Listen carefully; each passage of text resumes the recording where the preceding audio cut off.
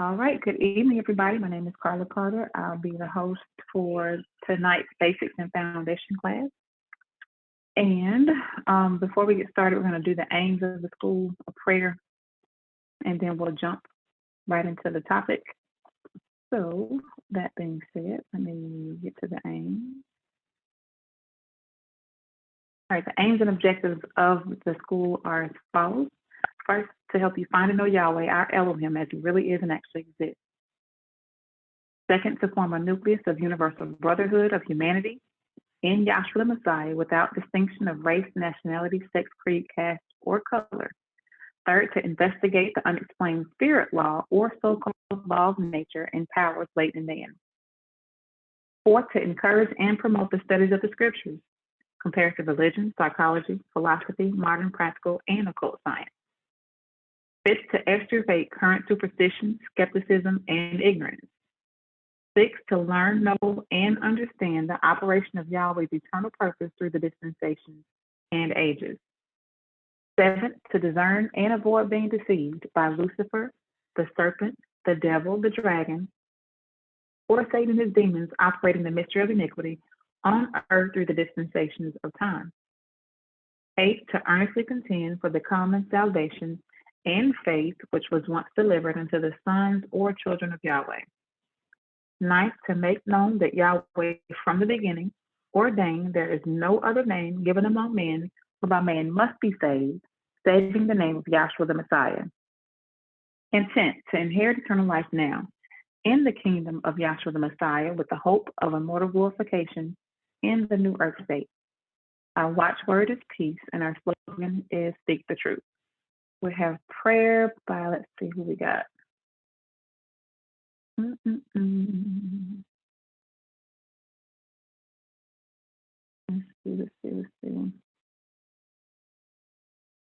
We have prayer by Charmaine Calloway.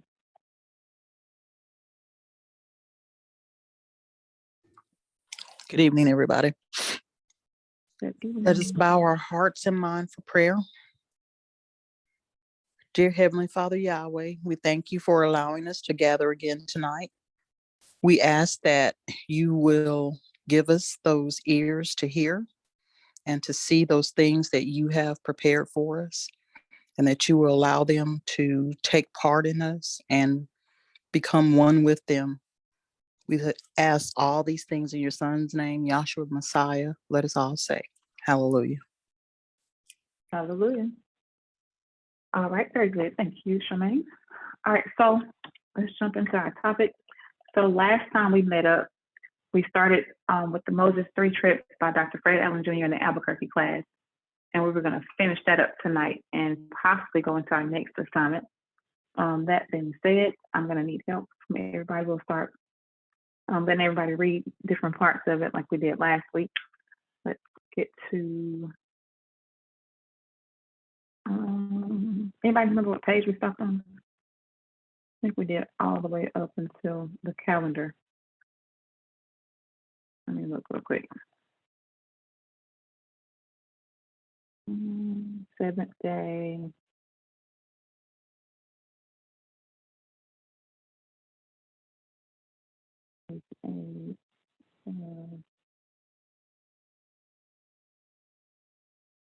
We did the functions of the priest, did we or did we not? Do you remember? Oh, here we go. Yeah, we stopped at the calendar. All right, so page 12. We'll start here on page 12 and then go to page to the last page. So let's see. I'll start us off, and then after I get to a certain point, if somebody else can keep it going for me. All right, here we go. Moses' 3 trips to the Mount Sinai by Fred Allen, assisted by Margaret Clinkscale and Ida Mar Albuquerque class. Passover, Children of Israel journey to Mount Sinai and Moses' 3 trips. April 10th, take a male lamb of the first year without spot and blemish, hold over to the 14th. April 14th, kill the lamb in every household. If the household be too little for the lamb, let him and his neighbor next to his house eat the lamb, Exodus 12:4. Roast with fire and unleavened bread, and with bitter herbs they shall eat it. No broken bones, consume all the lamb. What is left shall be burned. Strike the blood on the top of the door, 2 side posts, and dip from a basin with a branch of hyssop. April 15th. Children of Israel departed Egypt. Numbers 33 and 30. Exodus 12:40 and 41. April 15th through April 17th. The children of Israel journeyed to and through the Red Sea. See Genesis 7 and 11. April 17th, Yahweh parted the Red Sea. April 18th, children start their journey from the Red Sea on April 18th.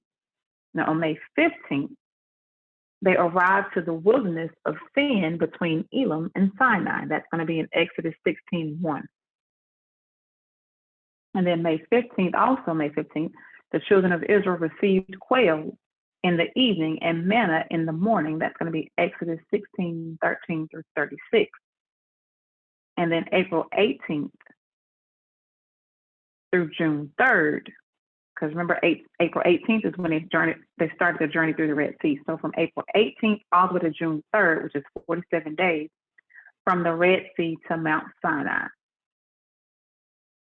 And then June 3rd to June 6th, which is 3 days to clean up. Exodus 19:1, third month, third day. So this is June 3rd is when they were instructed to clean up.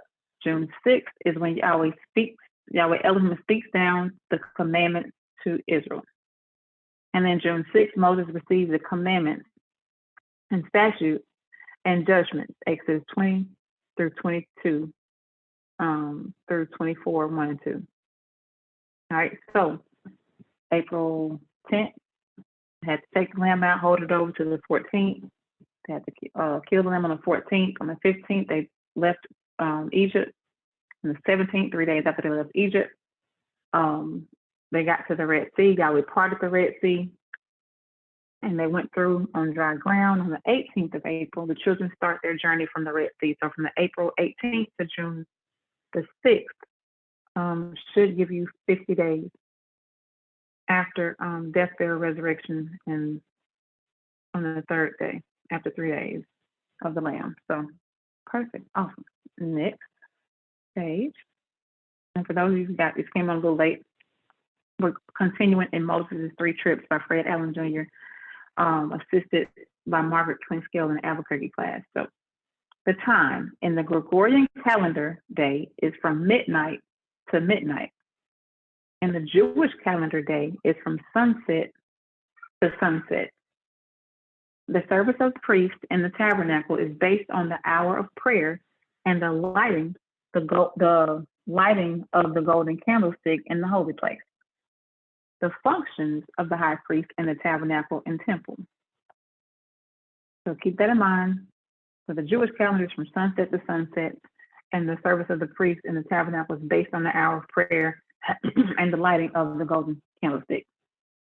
So by using the direct pattern of the time element associated with the daily internal priestly functions of the temple, starting with the outer court, the morning sacrifice was offered up at 9 a.m. in the morning, which also was the morning hour of prayer. You can get that from Psalms 55, 16 and 17, Daniel 6 and 10, and Luke 18 and 1, Acts 2:15. All right. So when we look at those scriptures, if somebody can help me get those scriptures, Psalm 55, 16 and 17, Daniel 6 and 10, Luke 18, 1, and Acts 2:15. So let's start with the first one. Psalm 55, 16 and 17.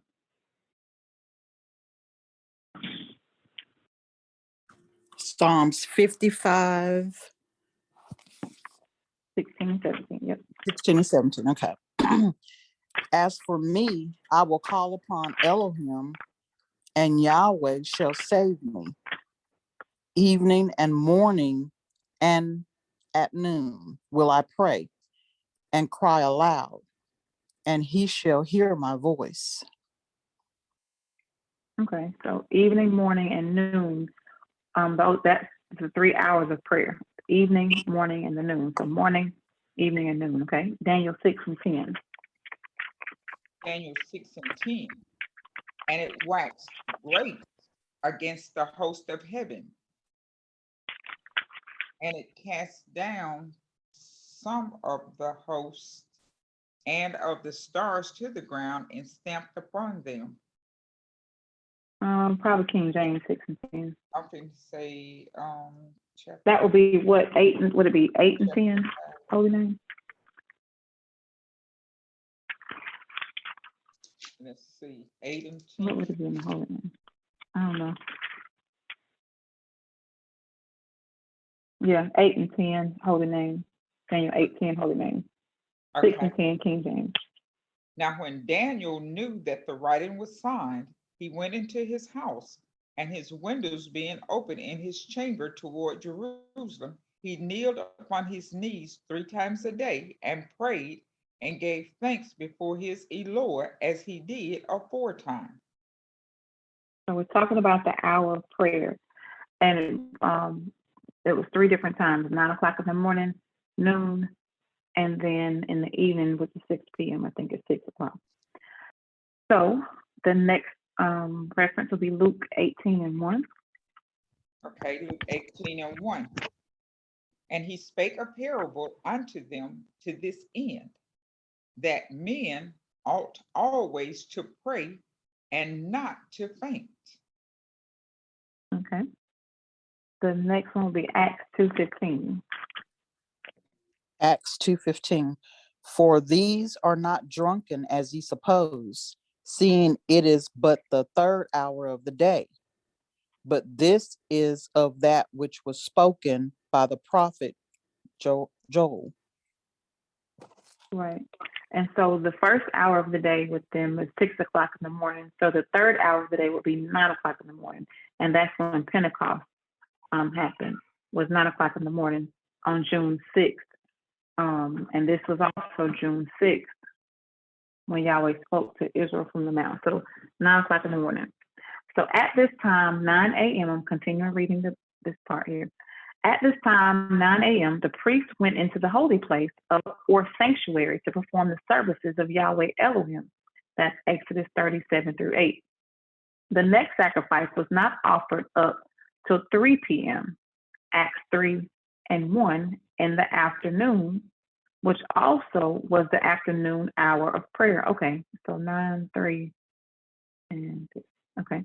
The division between these two periods may be denoted by the hour of prayer at noon. Okay, so 9, 12, 3. All right. Acts 10 and 9, at which time no sacrifice was offered for any atonement or sin. Okay. So the afternoon hour of prayer, there's no sacrifice offered up. That's just the morning and evening sacrifice, but there are 3 hours of prayer. Okay, got it. All right. So now in dealing with the sanctuary of either the Mosaic tabernacle or the Herodian temple, we find that at the same time of the daily sacrifices, the priest also had to fulfill his sacerdotal priestly functions unerringly with the lighting of the golden candlestick in the holy place. At the 9 a.m. sacrifice, the candlestick was extinguished, and at the same time, its reservoirs were filled to their capacity with pure beaten olive oil. Leviticus 24 and 2. At the 3 p.m. sacrifice in the afternoon, the candlestick was relit again to burn all through the night. These trips of Moses are to clarify the writing of the first and second chapters of Genesis. The first chapter of Genesis is the vision given to Moses on his second trip to the top of Mount Sinai. The second chapter of Genesis is Moses' vision on the third trip to the top of Mount Sinai based on Dr. Kimley's divine vision and revelation. All right, cool. So basically, Moses had 3 trips that he took to the mount. first one was on June 3rd on the plateau of the mountain when Yahweh told him to go down and tell the people to clean up, and in 3 days he would speak to them, which is, I think, Exodus 19th chapter. Then the second trip is going to be Exodus 24th chapter when Moses, Aaron, Nadab, Abihu, 70 of the elders of Israel saw the Elohim of Israel, and then Moses was told to come up alone and by himself to the top of the mount. And so when he went up to the top of the mount, at that time, if you keep reading the 24th chapter of Exodus, it said the cloud covered it 6 days, and Moses was up there for 40 days.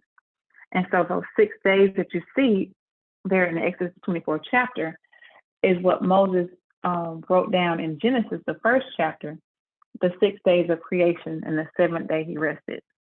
And the other 33 days of those 40 days that he was up there on top of the mount, Yahweh turned his attention to the tabernacle. And that's where you pick up the rest of Exodus 25 through 32, where Yahweh showed him in that vision and revelation about the tabernacle. And so when he comes down out of the mount in the 32nd or 33rd chapter, maybe 34th chapter of Exodus, that's when he saw the golden calf.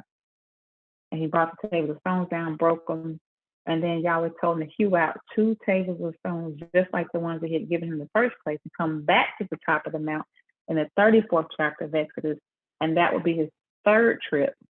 And that's when he saw Genesis, the 2nd chapter, all the way to Exodus, the 2nd chapter. So from Genesis 2 to Exodus 2 was Moses' third trip. And then Genesis, the 1st chapter, and then 25 of Exodus through 32 of Exodus is what he saw the 2nd trip. First trip, he didn't see anything. He was just told to tell him to clean up, and he would speak to him in 3 days. All right. And we're going to go through that tonight, hopefully, anyway.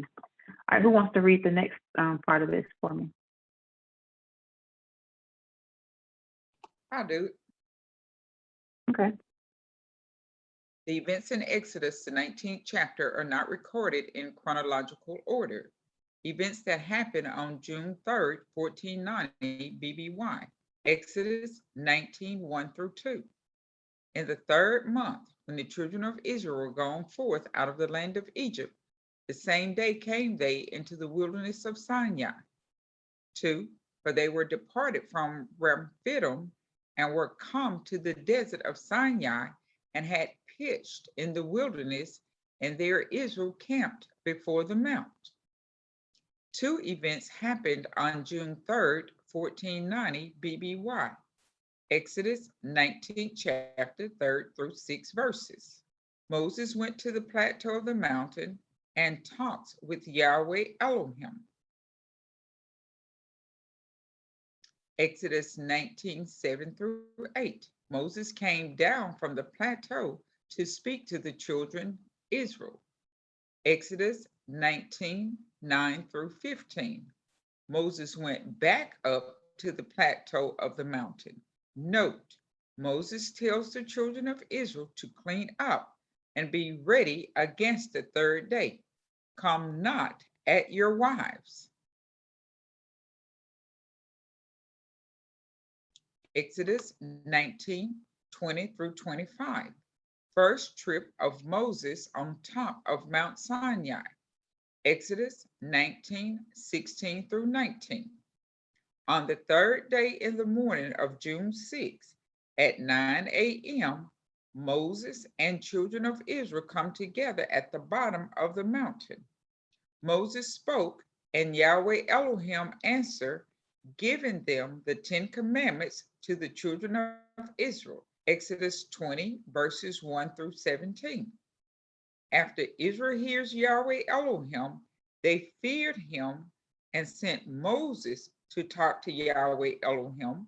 And they said to Moses, all that Yahweh said, we will do. Exodus 20, 18 through 26. Moses returns. Exodus 21, 24 through verses 1 and 2, and is given the judgments and statutes. During this time, Yahweh Elohim tells Moses he is going to send an angel before him. See Exodus 23, 20 through 22. Note, between the 6th and the 13th of June, Moses come down, Exodus 24, 3 through 18. Tell the children of Israel all the words of Yahweh Elohim and writes the words in a book. Moses then builds an altar with 12 pillars according to the tribes of Israel. Moses offers up a burnt offering and sacrifices peace offerings of oxen unto Yahweh Elohim. He took the blood and sprinkled it on the altar, the book of the covenant, and the people. Moses said, Behold the blood of the covenant which Yahweh Elohim hath made with you concerning all these words.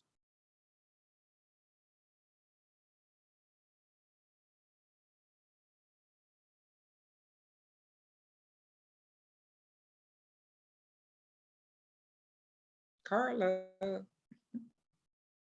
Oh, sorry, I was just talking. That's okay. That's pretty much the first trip. I was sorry. All right. So that was the first trip from Plateau to Mount, good breakdown. And I said, who wants to read the second trip? I will. Okay.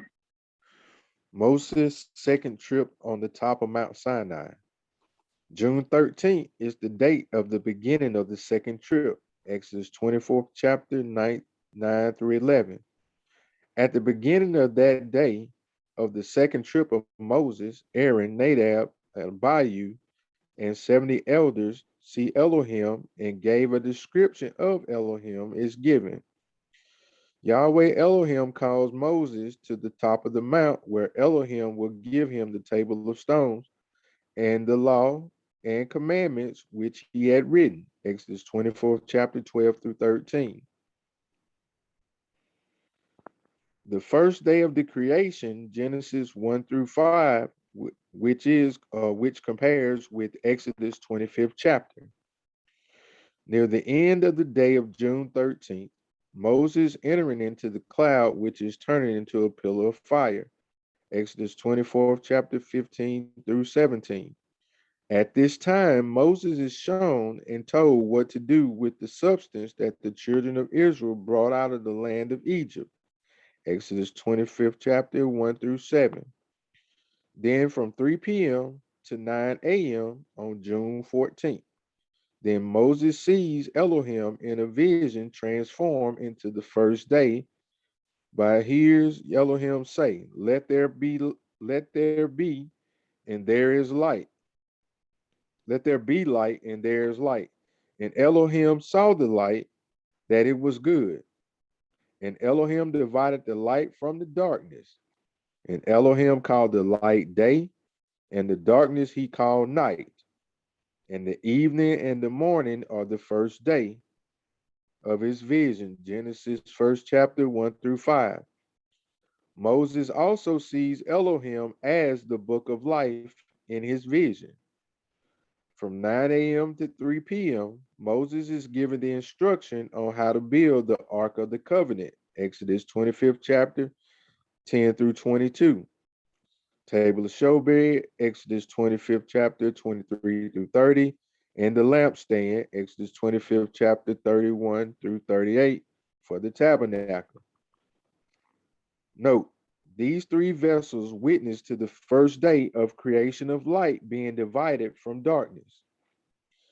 The Ark of the Covenant, Exodus 25th chapter 10 through 22, in the most holy place, it was dark in the room until the Shekinah flashed between the wings of the cherubims of glory on the day of atonement.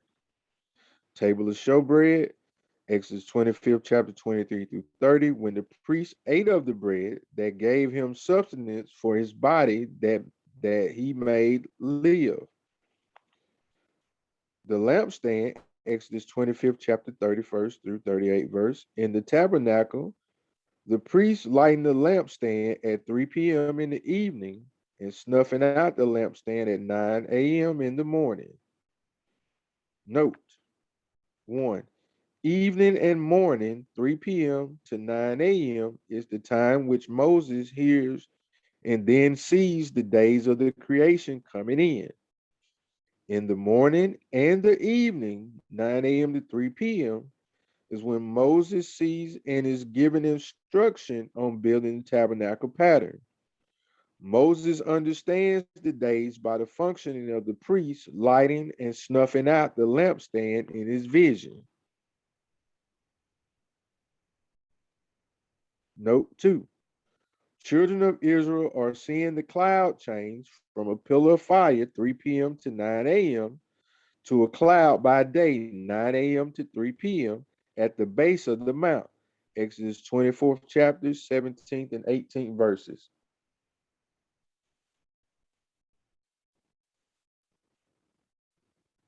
I keep forgetting I'm muted out. Okay, pause for a second. All right, any questions so far? Anything jump out at anybody they want to share or ask?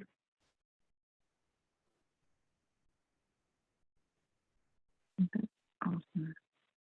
Like, and once we start breaking it, go ahead. Sorry. I was just gonna say, like, it explained, like, that Moses was up there for 40 days and 40 nights, but to actually, hear it broken down that, that the children of Israel too was seeing it by the pillar of fire by night and the cloud by day, and seeing Moses, knowing the priest or watching the priest go in and perform his daily functions, how he knew the days were changing.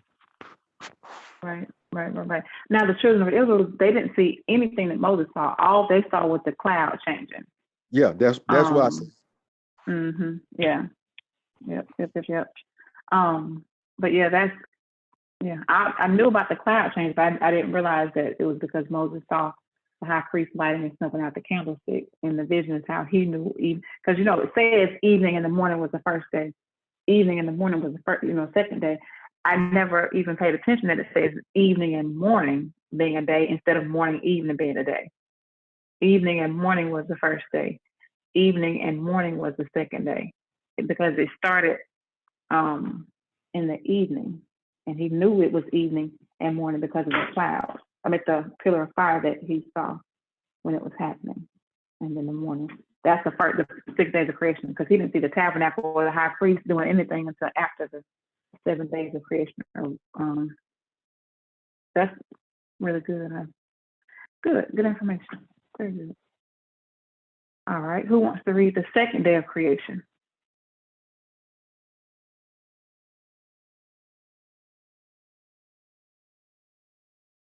I guess I'll do it. I'll read it. Okay, I'll do it. Okay. All right. The second day of creation, Genesis 1, 6 through 8, which is compared with Exodus 26 chapter. From 3 p.m. to 9 a.m., Moses hears Elohim say, "Let there be a firmament in the midst of the waters, and let it divide the waters from the waters." Elohim made the firmament from the waters which were above the firmament, and it was so. Elohim called the firmament heaven. The evening and the morning were the second day. Moses sees it come to pass.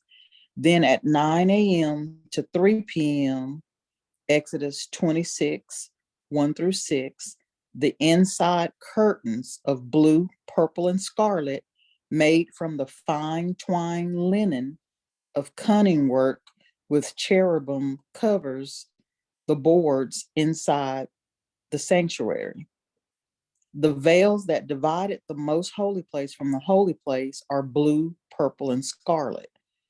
And the veils which divided the holy place and the court round about are blue, purple, and scarlet, are all made from fine twine linen of cunning work with cherubim. On the outside of the sanctuary, it was covered with 3 layers of skins, goat's hair, ram skin dyed red, and a covering above of badger skin.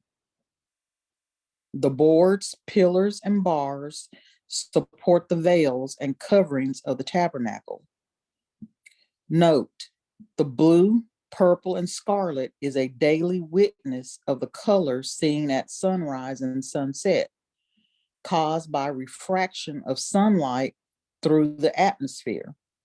The waters above compare to most holy place, the firmament, the holy place, and the waters beneath the court round about. Very good. Awesome. Any questions on the second day? All right. Okay. Who wants to read the third day of creation?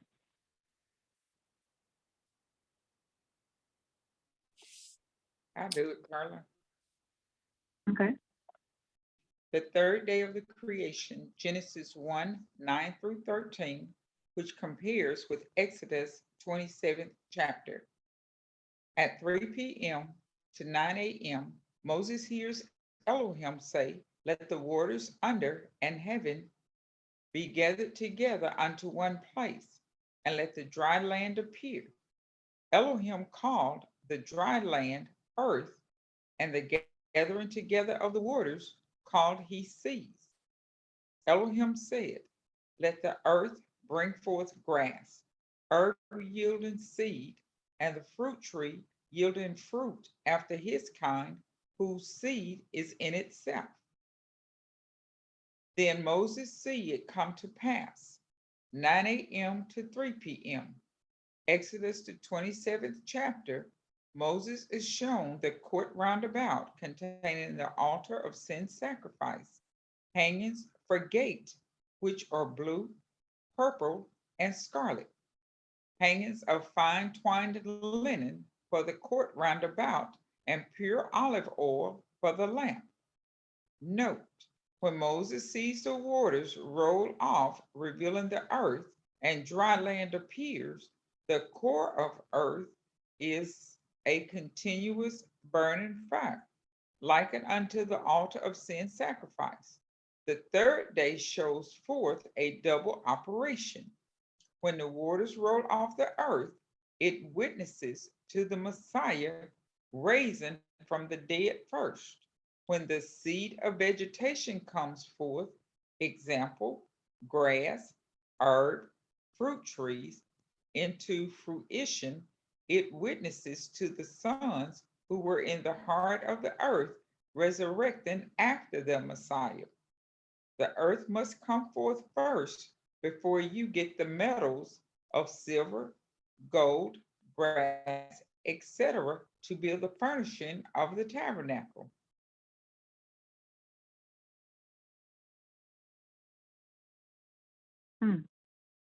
Very interesting. Very good. Thank you. Who wants to read the fourth day? I'll read the fourth day. This is Okay, Marcia. thank you. Okay. The fourth day of the creation. Okay. At 3 p.m. to 9 a.m., Moses heard Elohim say, "Let there be light in the firmament of heaven to divide the day from the night, and let them be for signs and for seasons and for days and years. Let them be for light in the firmament of heaven to give light upon the earth."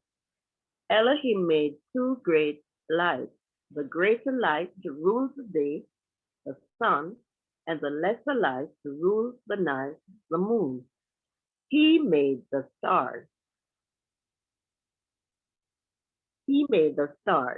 Then at 9 a.m. to 3 p.m., Exodus 28th chapter, Elohim shows Moses the details of the priest's holy garment, breastplate with 12 precious stones to represent the 12 tribes of Israel, an ephod, which is a garment of gold, blue, purple, and scarlet of fine twined linen with cunning work on the shoulders, were two onyx stones with the names of the children of Israel, robe, broidered coat, a mitre with holiness to Yahweh, and the girdle on the breastplate of judgment, the Urim and the Thummim, the low priest's garments, coat, girdles, and bonnet. Aaron and his sons are consecrated in this chapter. Note, high priest, the sun, low priest, the moon, people, stars, breastplate with the 12 stones, and 2 onyx shows, stones show the high priest, carrying 12 tribes of Israel on the heart, on his heart.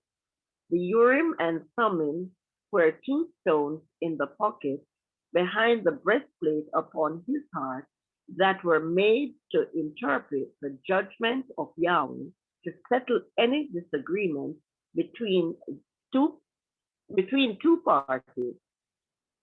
The ringing bells as the priests walk show the preaching of the gospel, and the pomegranates represented the Gentiles hearing and expecting the gospel of Yahshua the Messiah. Very good. Thank you. Okay. Very, very interesting. Awesome, awesome, awesome. Any questions so far or anything that pops out at anybody? Got a few more pages to go. Who wants to read the 5th day for me? I'll read I'll read it. the 5th day of creation. Genesis chapter 1, 20 through 23. This is compared with Exodus, the 29th chapter. At 3 p.m. to 9 a.m., Genesis 1, chapter 1, 20 through 23. Moses hears Elohim said, "Let the waters bring forth abundantly the moving creatures that hath life, and fowl that may fly above the earth in the open firmament of heaven." Elohim created great whales and every living creature that moves in the water and the fowl that fly in the air. 9 a.m. to 3 p.m., Exodus the 29th chapter, Elohim shows Moses is shown the burnt offering and other types of offering to be offered: sin offering, wave offering, peace offering, and drink offering.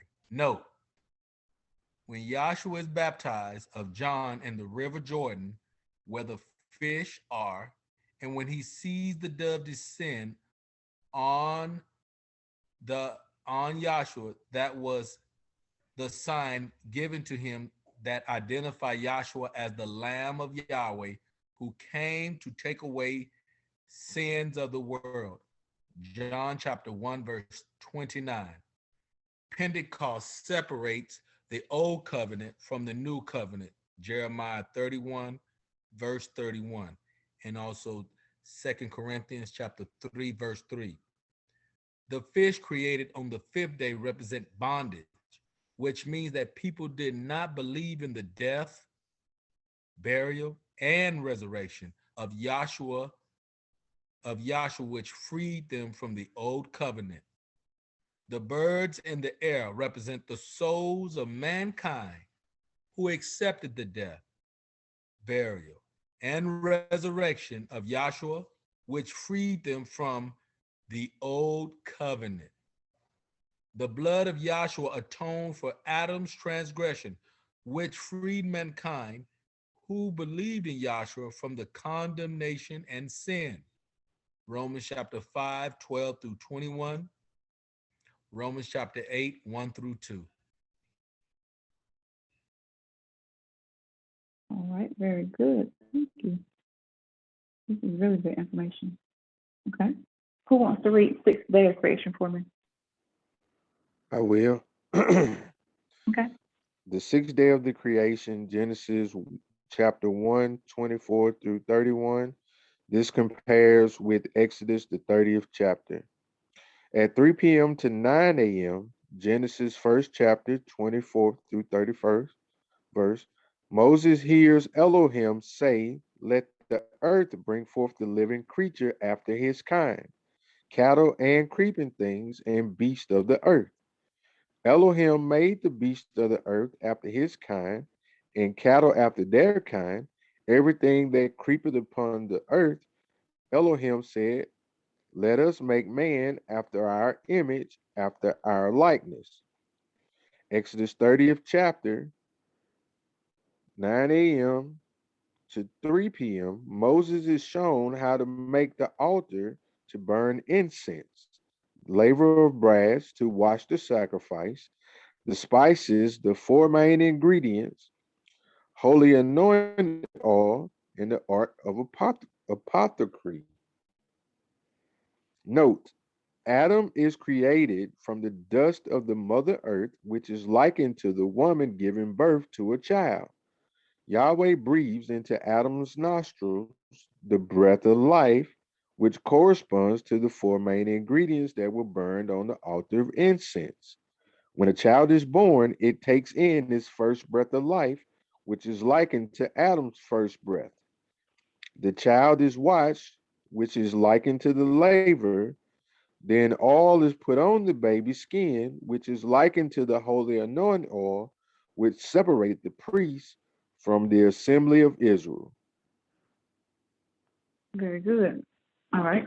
And just so we're clear, because I know sometimes it's kind of, I have to actually see it myself personally sometimes. And when it's just a lot of reading, it kind of, it's like Charlie Brown sometimes. So just so you guys know what we're going over and what we're talking about, we're showing how Moses' trip into the mount the second time when he was shown the creation, Yahweh showing him the creation by the pattern. So if you look at this chart here, it says it right here, creation by the pattern. So this is Moses on top of Mount Sinai. This is Moses, Aaron, Nadab, and Abihu, 70 elders on the plateau of the mount. This is the 24th chapter of Exodus, 24, 1, 2, 9 through 18 is here. This is what's pictorially illustrated here. Moses, Aaron, Nadab, Abihu, 70 elders, and Joshua. So this is when Moses came down. This is him having a table of stone in his hand, going to throw him down because he saw the golden calf. But before that happened, you have these 74 people that saw the Elohim of Israel. And Moses was told to come up alone by himself. Once he goes up in the top of this mount into this cloud, they didn't see anything else. And the people that were at the base of the mount, they didn't even see Elohim. The only people that saw Elohim were these 74 people. The rest of the children of Israel saw absolutely nothing but the cloud. And so when Moses goes up into the top of the mount, into the cloud, they were told to tarry here until Moses came back. But after they saw that Moses delayed his coming, they came down and they built this golden calf. Now, while Moses is up here at the top of this mount for 40 days, this is what he sees, the panoramic vision of Elohim to Moses, 1490 BBY. So Moses sees Elohim. He sees Moses transfigured, he sees Elohim transfigured into this intangible tabernacle back to himself, and he just became each day of the creation. And so what you read that Moses saw in these first 6 days is Genesis, the first chapter. The evening, the morning was the first day. Let there be light, there was light. Second day, divide the waters from above and below, put the firmament in the midst. Third day, see the vegetation and all that kind of stuff. The dry land appeared, called it earth and all that. Fourth day, sun and the moon and the stars in the sky. Fifth day, you got the animals being put in. Sixth day, you got the man coming in. Seventh day, he rested. So this is what Moses wrote down in the first chapter of Genesis, what he saw in those 6 days, evening and the morning.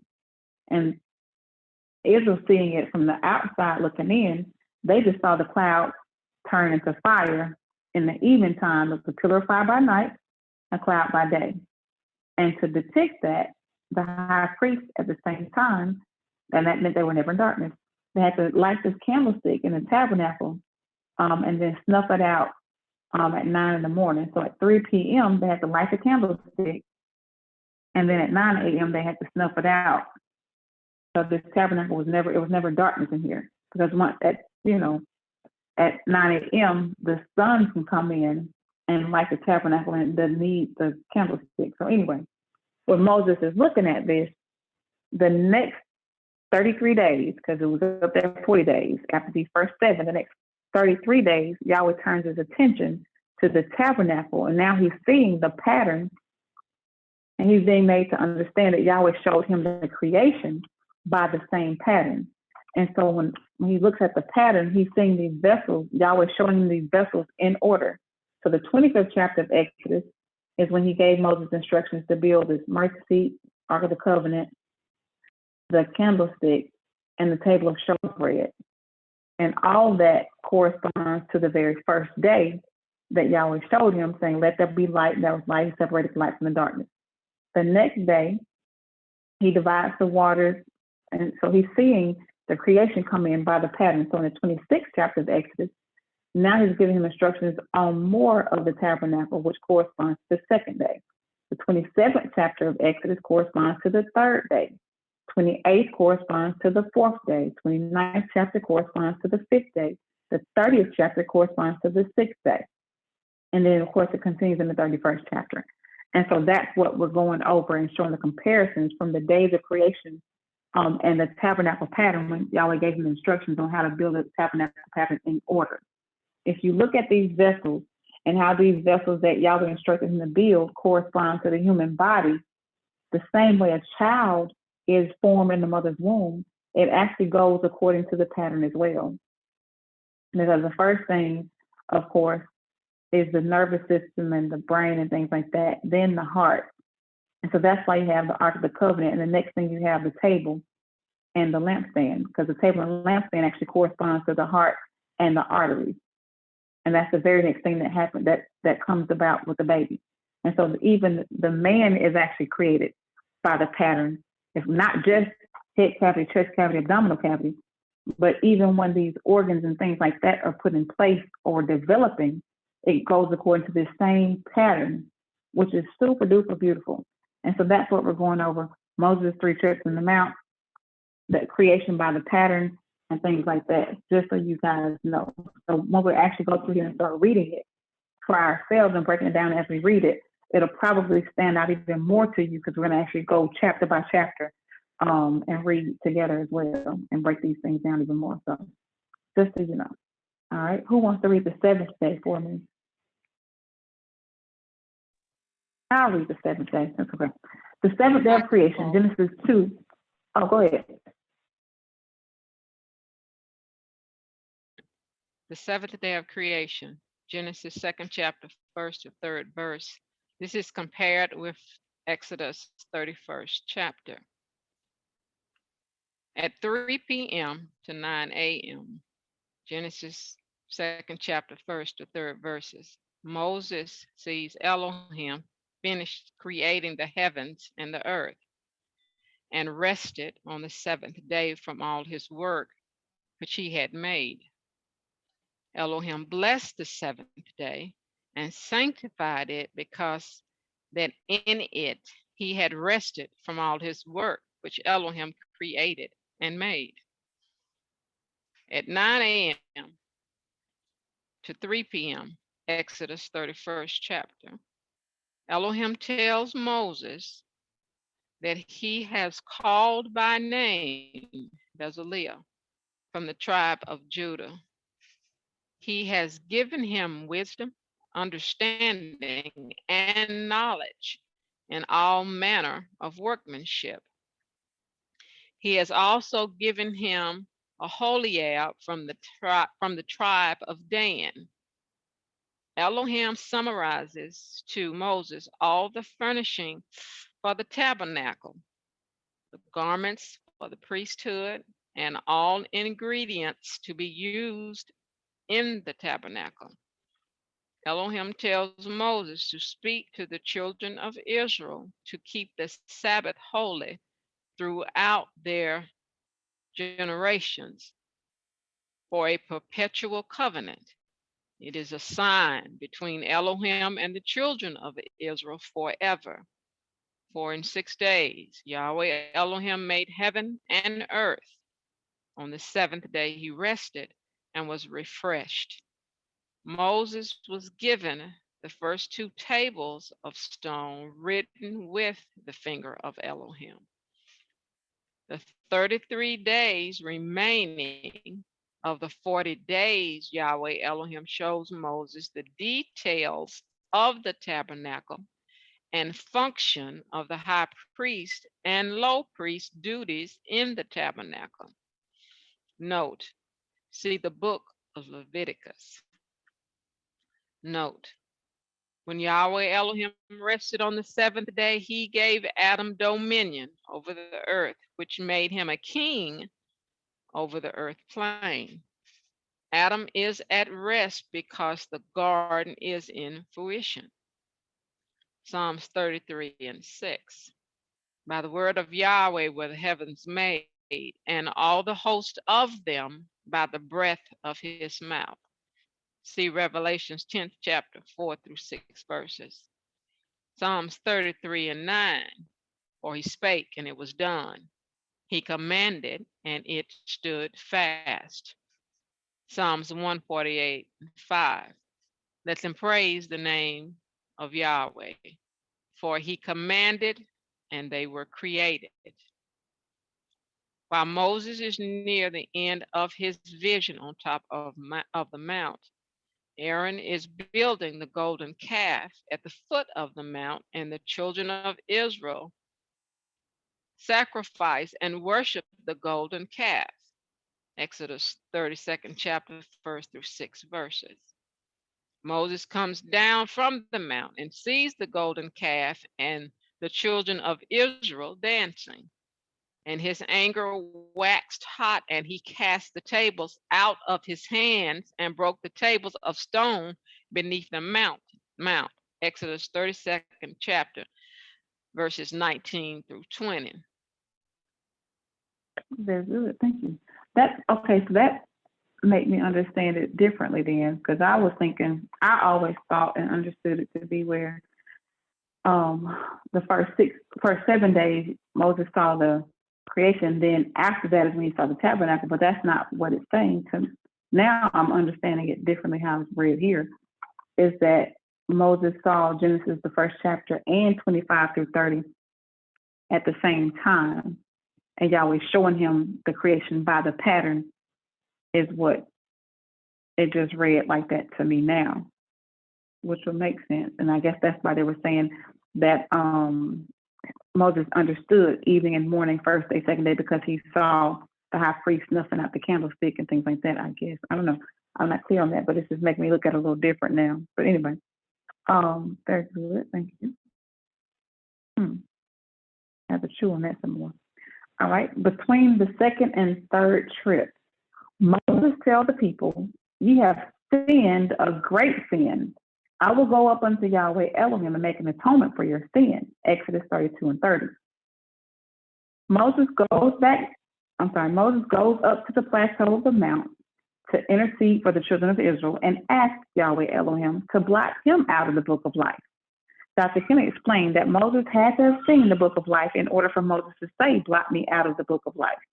Psalms 69:28, Isaiah 4:3, Malachi 3:16, Romans 9:3, Daniel 12:1, Philippians 4:3, Revelations 3:5, Revelations 21-27. We went through these chapters and verses the last time we had class.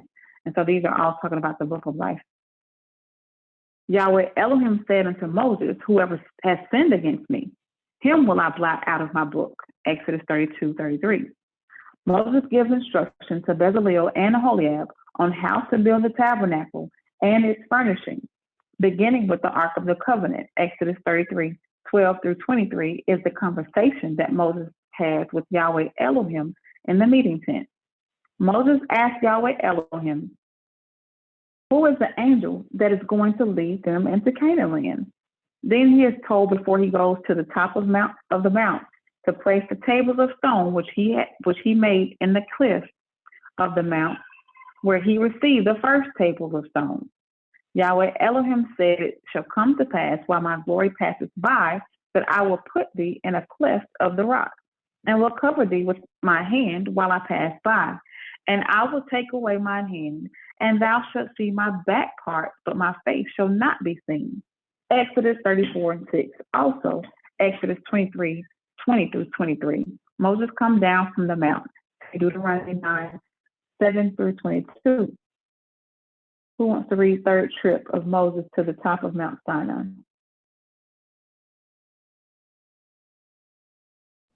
I will. Okay. All right. So Exodus, the 34th chapter, is the beginning of Moses' third trip at the top of Mount Sinai. Exodus, 34th chapter, first through third verse, Yahweh Elohim told Moses to hew out 2 tables of stone likened unto the first for Yahweh Elohim to write upon. Moses is told to go up to the top of Mount Sinai the following morning, which is September 1st. See also Deuteronomy 10th chapter, 1st through 5th verses. Exodus 34th chapter, 1 through 10, Yahweh Elohim descended in the cloud and stood with Moses there and proclaimed the name of Yahweh. Exodus 34th chapter, 6 through 7 verses. Yahweh passed by before Moses and proclaimed, Yahweh Elohim is merciful and gracious, long-suffering, and abundant in goodness, truth, keeping mercy for thousands, forgiving iniquity and transgression and sin, and that will by no means clear the guilty, visiting the iniquity of the fathers upon the children and upon the children's children unto the third and fourth generations. Note, Abraham, Isaac, and Jacob, iniquity, they committed adultery with their wives' handmaids. Yahweh repeats the covenant, recaps the days of the creation recorded in Genesis, the 2nd chapter. Moses also sees the fall of the man Adam and genealogies of mankind down to the Messiah. It is during this trip that Moses sees and understands the angel that Yahweh is going to send before them. When Moses comes down from the mount, the skin of his face shone. Aaron and all the children were afraid to look at Moses' face. Moses calls Aaron and all the rulers and gave them the commandment that Yahweh Elohim had spoken on Mount Sinai. After Moses spoke to them, he put the veil on his face. Note, now Moses knows who the angel that is to go before him. See Numbers 13 and 8 and the 16th verse. Note, Ephraim is taking Joseph's place, and Manasseh is taking the place of Levi.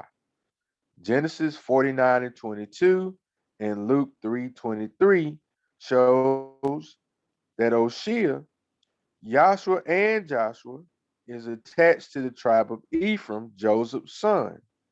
Now Moses is made aware of who the angel is by seeing the angel appear to the patriarchs in a vision.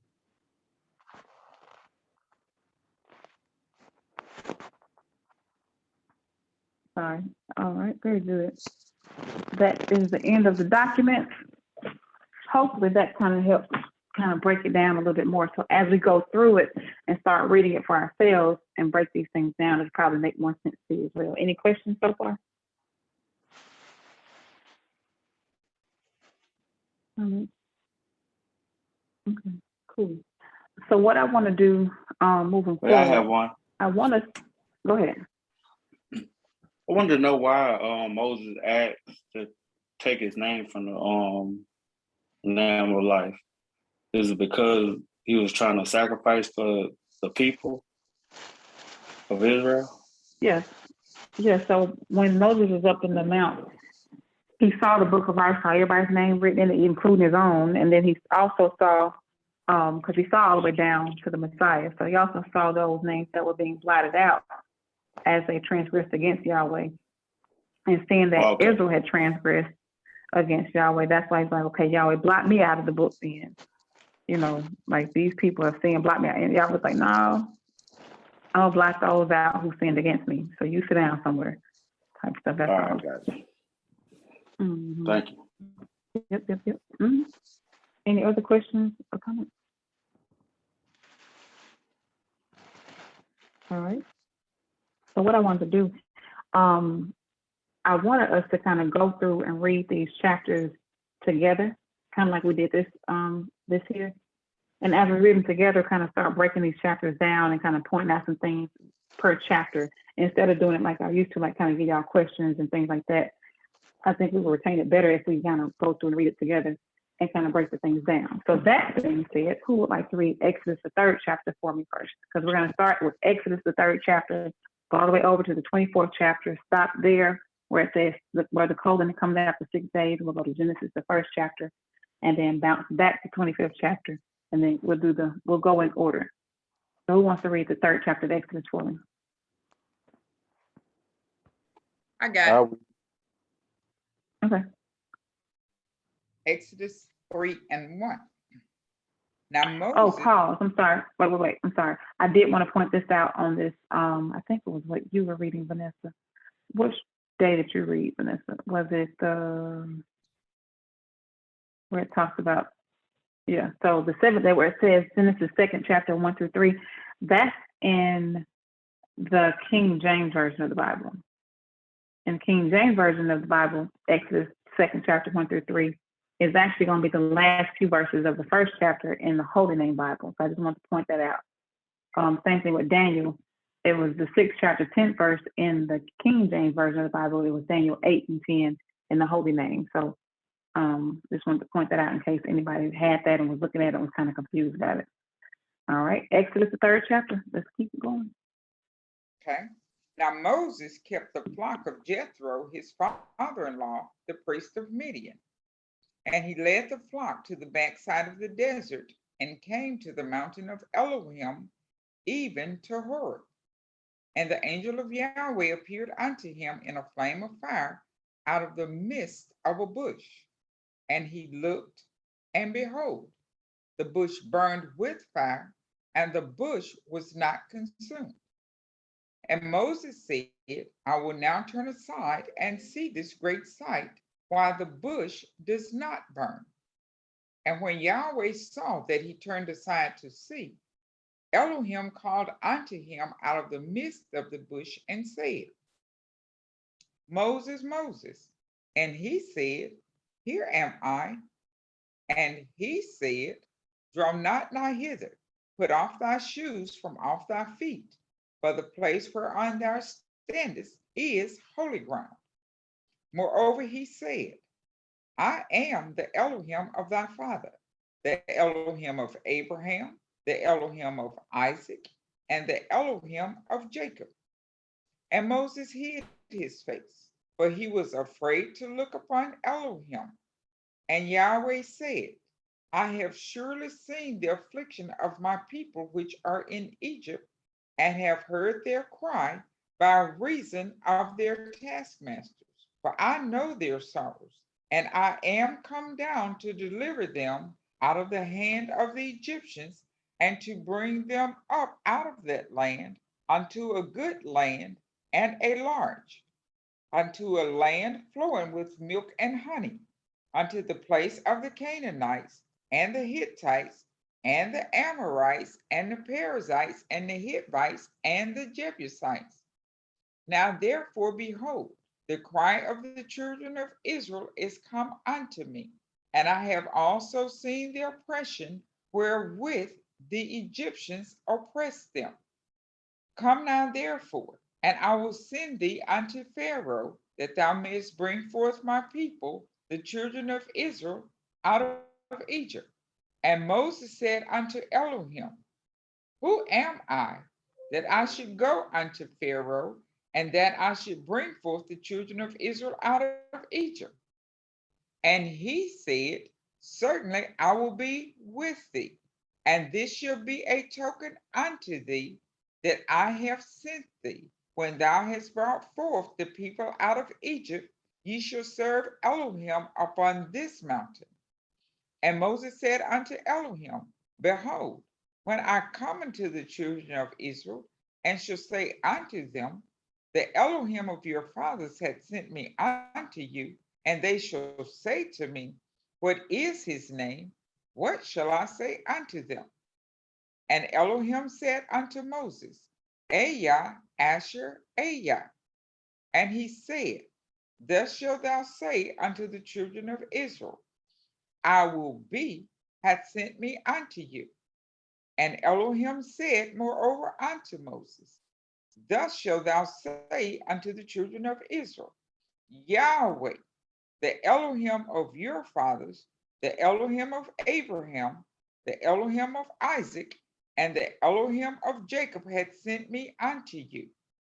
This is my name forever, and this is my memorial unto all generations.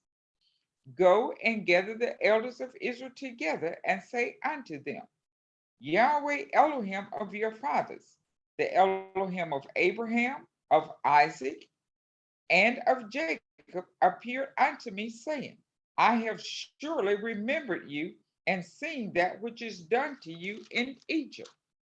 And I have said, I will bring you up out of the affliction of Egypt unto the land of the Canaanites and the Hittites and the Amorites and the Perizzites and the Hittites and the Jebusites unto a land flowing with milk and honey. And they shall hearken to thy voice, and thou shalt come, thou and the elders of Israel, unto the king of Egypt, and ye shall say unto him, Yahweh Elohim of the Hebrews hath met with us, and now pray let us go 3 days' journey into the wilderness, that we may sacrifice to Yahweh our Elohim. And I am sure that the king of Egypt will not let you go, but by a mighty hand. And I will stretch out my hand and smite Egypt with all my wonders, which I will do in the midst thereof. And after that, he will let you go. And I will give this people favor in the sight of the Egyptians. And it shall come to pass that when ye go, ye shall not go empty. But every woman shall demand of her neighbor and of her that sojourneth in her house jewels of silver and jewels of gold and raiment. And ye shall put them upon your sons and upon your daughters, and ye shall recover from the Egyptians. Exodus 3rd chapter. Very good. All right. So let's back up. Can somebody tell me, how do we know that Moses' father-in-law's name was not Jethro? There is no J in the Hebrew language. Well, Jethro wasn't a Hebrew, though. Jethro's from the land of Midian. But So you're on the right track, though. But Moses could not have spoken it. He could not have said it. And he can still say it. It's just, I mean, it wasn't a Hebrew name, but you're in the right track, though.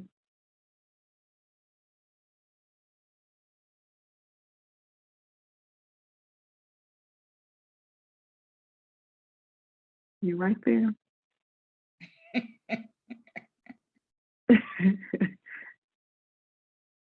Like mother, like daughter. Kim tripped up on this one too. And when she saw the answer, she said, oh, hell. You're right there. You got it right there. But just think it So, through. Carla, if you go back to the second chapter, when the women got home early, it says, and when they came to Ruel, their father. And yeah, so, but how do we know that his name wasn't Ruel Jethro or Jethro Ruel?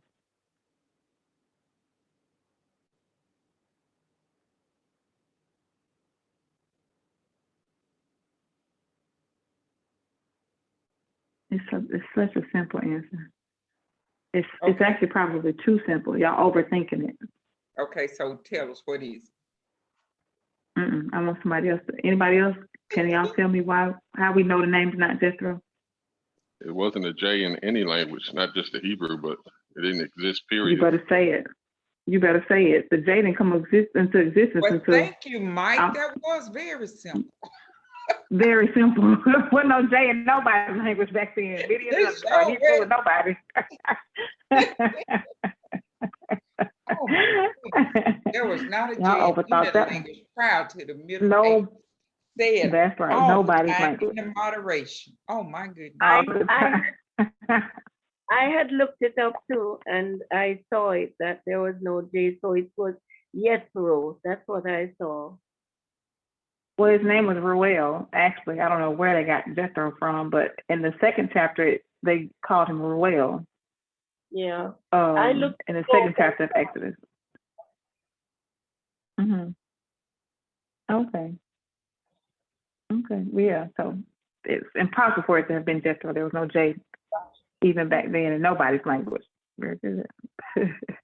Can somebody tell me, how do we know that the burning bush that Moses saw was not a physical bush? Like, how do we know that it was a vision that he saw?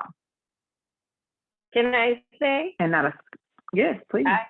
I always thought about it, and Yahweh could not afford it to be a real bush, because had the sheep seen that fire, they would have gone. They would have ran away. So we know that it was right within the confines of his heart and mind that Yahweh showed him. Had those sheep seen that fire, you know, animals are scared for fire, they would have gone.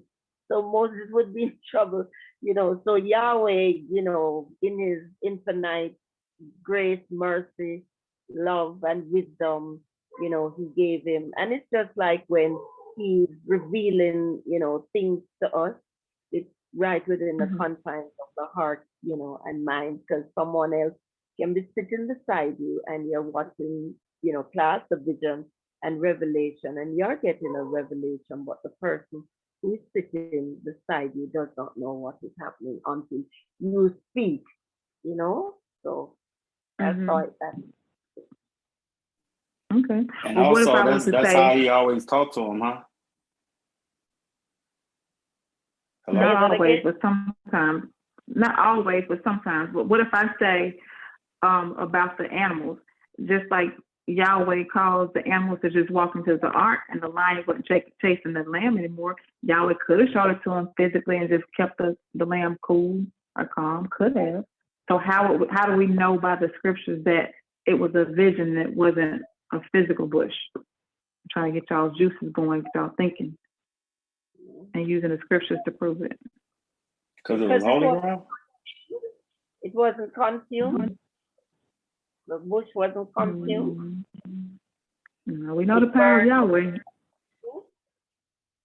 Yahweh could have had it physically burning and not being consumed. He used bush, but that's not how we prove it, though. How do we prove that it was a vision?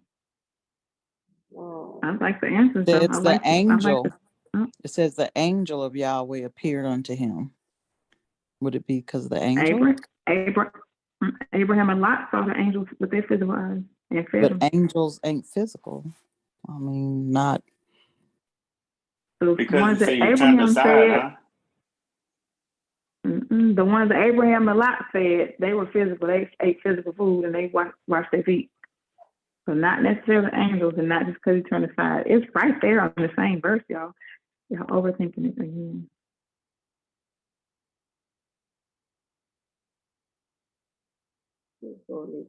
Anybody else? Anybody else? Because it was a desert? Anybody else? No. Bless your heart. You're struggling over there. No, because the word appeared. So it says, and the angel of Yahweh appeared. Whenever you see the word appeared, that means that there was a vision, because the word appear means to make something visible that was not visible before. And so when you see the word appeared, then you know it has to have been a vision. Very good answer. So I like some juices going. I like it when y'all get them juices going. I like it when y'all get some juices going. Okay, but yeah, the word appeared is what lets you know that it was a vision. Very good. Okay. Anybody except for Larry, how do we know the ground was holy ground? Like, why did he say the ground was holy ground? I already know Larry knows the answer. The place where the tabernacle would have been built? That's it. That's the exact same place where the tabernacle was going to be built. And the bush, the burning bush, actually was where, I believe he said, where the most holy place was, or the Shekinah place. Okay, so the part right here where it says, we always say, come now, therefore, and go to the children of Israel. Here in the 10th verse, he said, come now, therefore. Whenever somebody says come somewhere, that means they're already there waiting for you to come to where they are. And so that being said, then he had to have, the angel that was speaking to Moses had to have already been down there in Egypt. Mm-hmm. Is there anything else that we can use in this chapter to prove that? Come now, therefore. In this chapter, because there's also, you can keep going and prove it, but in this chapter, anything else that you guys can think of that can prove that? Can you repeat that again? So, Carla, Mhm. go ahead. I go ahead before I answer. Okay, so in the 10th verse, it says, this is an angel speaking to him saying, "Come now, therefore, and I will send thee unto Pharaoh, that thou mayest bring forth my people, the children of Israel." So when you say come, like if I'm here at home and I say, "Hey, Larry, come to my house," that means I'm already there. So if, That's calling towards you. He did not say go. Right. He said come. No. Right. Right. He said come. Right. Right. Joshua Right. was already there. Right. So that's who that was speaking to him. Is there anything in this chapter that also kind of proves that he was already down there in Egypt, saying, "Come now, therefore"? Astral projected to him. He did do that, but is there anything in this chapter that we can use to prove that he was already down there and speaking to Moses? Anything else in this chapter? In So, He said, the I have seventh come down. I've verse, seen the oppression where Egyptians oppressed them. the seventh Say it one more verse where time. he's quoting. When he said, "I have come down to deliver them." The seventh verse where he said, "I have Yeah, I've seen seen the the affliction. affliction." Right. That's one of them. Good. Is there anything else in that chapter? Very good. It said, "And I am come down to deliver them." Very good. That And means then he already came down. Okay. and What else you got? he said, "I've also seen the oppression where with the Egyptians oppressed them." Okay.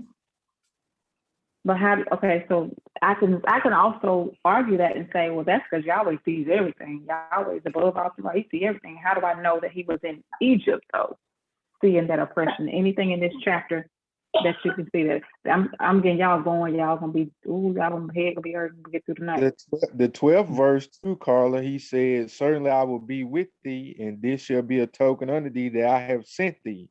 When thou hast brought forth the people out of Egypt, ye shall serve Elohim upon this mountain." That doesn't prove to me that he's already down there though. That I will be with thee. It's somewhere else in this chapter. Oh. Y'all going though. I like to see y'all go. When he demonstrated to him, and he said, "Certainly I will be with thee." After he showed it, he said, if they didn't believe him, and he told them, "Do this, do that," and then he told him also, "Certainly I will be with thee." I don't know. Well, actually, he didn't do this. He didn't do the signs until the 4th chapter. But this is in the 3rd chapter. He did say, "Certainly I will be with thee," but that doesn't prove to me that he was already there, though. Yeah, here we go. The 20th verse. "And I will stretch out my hand and smite Egypt with all my wonders, which I will do in the midst thereof. And after that, he will let you go." So if he's in the midst, he's with them. Because you have the word "will do," that means he's going to do it in the future. That doesn't let me know that he's there already, though. I'm making it hard to feel for y'all. It's another verse in there though that you can use. What about verse 16? That's it. You better say it. Read it. 16 says what? Let me see. I just stood out to me, but said, "Go and gather the elders of Israel together and say unto them, Yahweh Elohim of your fathers, the Elohim of Abraham, of Isaac, and of Jacob appeared unto me, saying, I have surely remembered you and seen that which is done to you in Egypt." Right, but in the King James version it says, I have surely visited you. Oh. And so that verse right there, it says, I have surely visited you. Have means he's already done it. visited you. And so he was already there with them, visiting them in Egypt, which proves that he was already there when he astral projected himself to Moses. But there's some other verses that can prove too, as we read along, that he actually astral projected himself and he was already in Egypt and he appeared unto Moses in Midian while he was already still in Egypt. I like this exercise. Okay, very good. Getting them juices flowing. Got y'all reading and searching verses, and very good. I like that. Awesome, awesome, awesome. Good job, y'all. All right. Who wants to read the next chapter for me? The 4th chapter. I'll read it. Okay, go ahead. All right. And Moses answered and said, But behold, they will not believe me, nor hearken unto my voice. For they will say, Yahweh hath not appeared unto thee. And Yahweh said unto him, What is that in thine hand? And he said, A rod. And he said, Cast it on the ground. And he cast it on the ground, and it became a serpent. And Moses fled from before it. And Yahweh said unto Moses, Put forth thine hand and take it by the tail. And he put forth his hand and caught it, and it became a rod in his hand, that they may believe that Yahweh Elohim of their fathers, the Elohim of Abraham, the Elohim of Isaac, and the Elohim of Jacob, had appeared unto thee. And Yahweh said furthermore unto him, Put now thine hand into thy bosom. And he put his hand into his bosom, and when he took it out, behold, his hand was leprous as snow. And he said, Put thine hand into thy bosom again.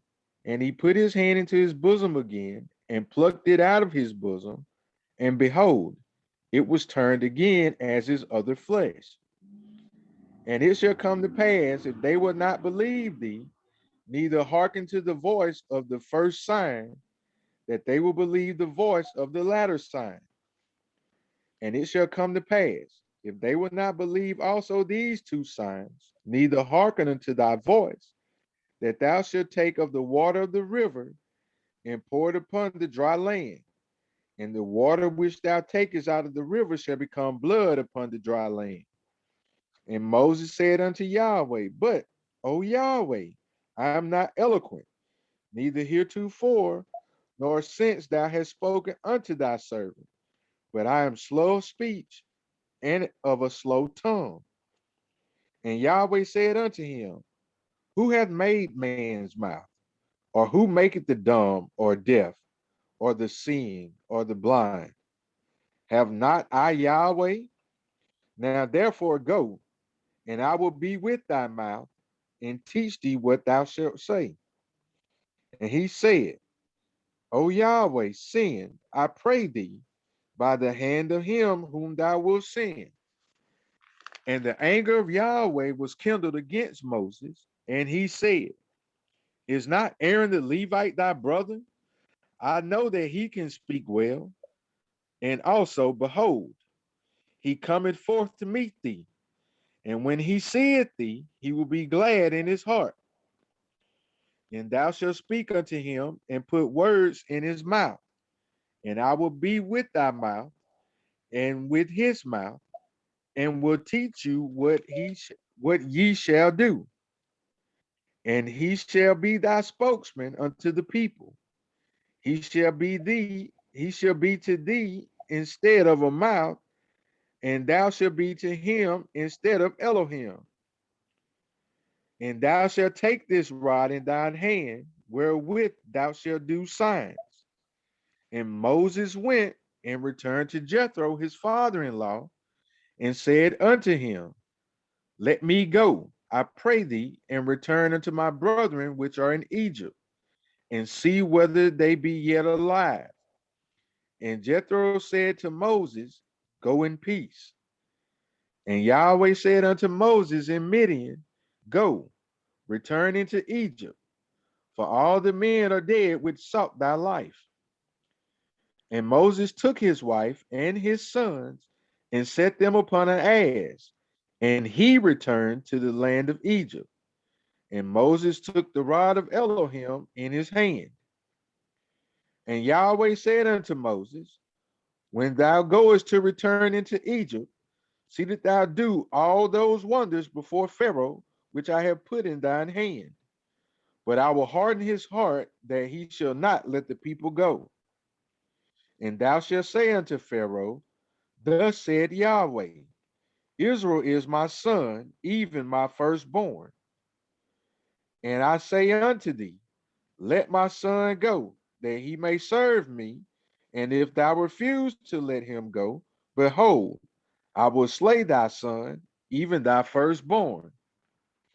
And it came to pass by the way in the end that Yahweh met him and sought to kill him. Then Zipporah took a sharp stone and cut off the foreskin of her son and cast it at his feet and said, surely you are a husband demanding the rights of blood. So he let him go. Then she said, thou art a husband demanding blood because of the circumcision. And Yahweh said to Aaron, go into the wilderness to meet Moses. And he went and met him in the mount of Elohim and kissed him. And Moses told Aaron all the words of Yahweh who had sent him, and all the signs which he had commanded him. And Moses and Aaron went and gathered together all the elders of the children of Israel. And Aaron spake all the words which Yahweh had spoken unto Moses, and did the signs in the sight of the people. And the people believed. And when they heard that Yahweh had visited the children of Israel, and that he had looked upon their affliction, then they bowed their heads and worshiped. Very good. Exodus, the 4th chapter. Perfect. All right. So let me ask y'all this. How many signs did Yahweh perform for Moses at the burning bush? 2. He performed 2. A lot of times we say 3, but if we go back and look at it, he actually only performed the first 2, and the third one he said, if they don't hear the voice of these 2 signs, then you shall take of the blood. So in the 9th verse it says, and it shall come to pass, if they will not believe all these 2 signs, 2 that he just performed, neither hearken unto thy voice, that thou shalt take of the water of the river and pour it upon the dry land, and the water which thou takest out of the river shall become blood upon the dry land. And so he didn't perform the 3rd one, but he did tell him about it. So he gave him 3 signs at the bush, but he performed 2 of those 3. Okay, good. Okay. And then when you look at those signs, when you go to 1 John 5, 7, and 8. So I'm going to read 1 John 5, 7, and 8 and flip back. For there are 3 that bear record in heaven, the Father, the Word, and the Holy Spirit, and these 3 are one, right? And there are 3 that bear witness in the earth, the Spirit, the water, and the blood. And these 3 agree in one. So when we go back and look at these signs, the very first one represents the Spirit. When you have the rod changing into the serpent and serpent back to the rod. That's like a quickening spirit. By the word of Yahweh's mouth, these things are done, right? That's like into spirit.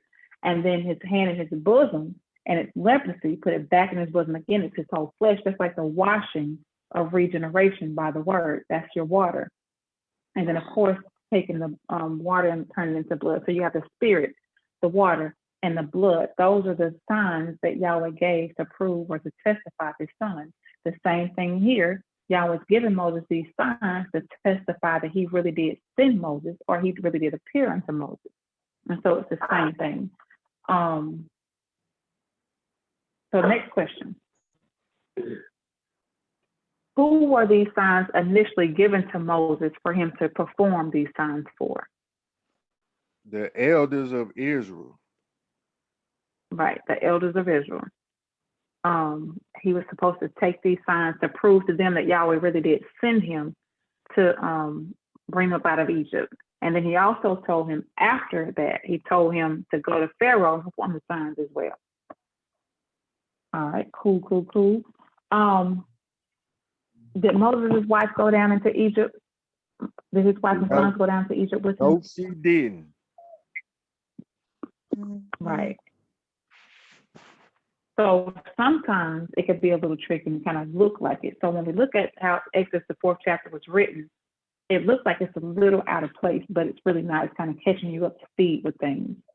And so, let's see, I'm going to go, Moses' wife circumcised because y'all was getting ready to kill him. And he circumcised his son, blah, blah, blah. Let me go back. 19th verse. And Yahweh said unto Moses and Midian, go return into Egypt, for all the men are dead which sought thy life. And Moses took his wife and his sons and set them up on an ass, and he returned to the land of Egypt. And Moses took the rod of Yahweh, of Elohim, in his hand.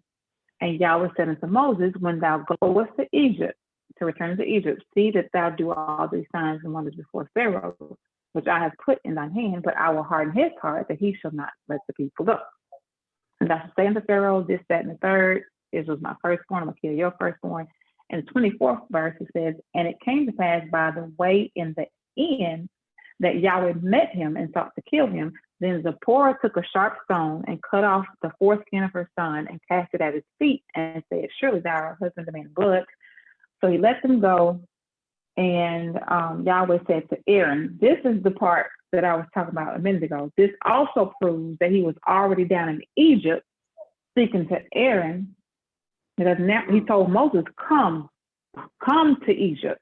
But he's telling Aaron, go into the wilderness, because he was already down in Egypt with Aaron. And so, and Yahweh said unto Aaron, go into the wilderness to meet Moses. He told Moses, come to Egypt to meet Aaron. And so that's another way to prove that he really was already down there in Egypt, amongst the children of Israel, actually projecting himself to Moses. So and he said unto Aaron, go into the wilderness to meet Moses. And he went and met him in the mount of Elohim and kissed him. And Moses told Aaron all the words, and then Moses and Aaron came down to Egypt together. All right. Cool. We've got one more, we'll read one more chapter, the 5th chapter, and then we'll conclude for the night. Who wants to read the 5th chapter for me? Hey, Connor, can I ask a question first? Yes. Why did Yahweh want to kill Moses? So why did he want to kill Moses? Huh? Well, why does it say that there? Circumcised. Because Yahweh had gave the covenant of circumcision to Abraham way back in the day, that all of the male Hebrew children had to be circumcised from 8 days old and upward. Moses did not keep that covenant with Yahweh. And before he could actually go down and perform that, Yahweh was going to kill him had he not, circumcised his son. Yahweh's not a respecter of persons at all. He had broken He the covenant circumcised that his Yahweh had son given him. and not himself. Moses was already circumcised. Oh, okay. Yeah. I thought The because he was covenant of a circumcision- Egyptian. Well, he was raised by Egyptian that he probably didn't get circumcised. No, Moses didn't even go into Pharaoh's daughter's house until he was 3 months old. So he was circumcised on the 8th day. Oh, He was all right, circumcised gotcha. before Pharaoh's daughter saw him. He was already circumcised. That's how she knew he was the Hebrew child. He was circumcised. Gotcha. Yep. And so I don't want to read into it farther than what I can see. And so what I see, Yahweh was going to kill Moses because he had not circumcised his son, according to the covenant that he had made with Abraham. That's what the scripture says anyway. That's right. Yep. He broke the covenant that Yahweh gave unto all the Hebrews. Because if you think about it, and we'll get to it when we get to that part there anyway, the 2nd chapter of Exodus, Moses knew he was a Hebrew before he left Egypt. That's what he said. When he came full 40 years old, he'd rather be amongst his Hebrew brethren than to be called the son of Pharaoh's daughter. He knew the traditions of the Hebrews.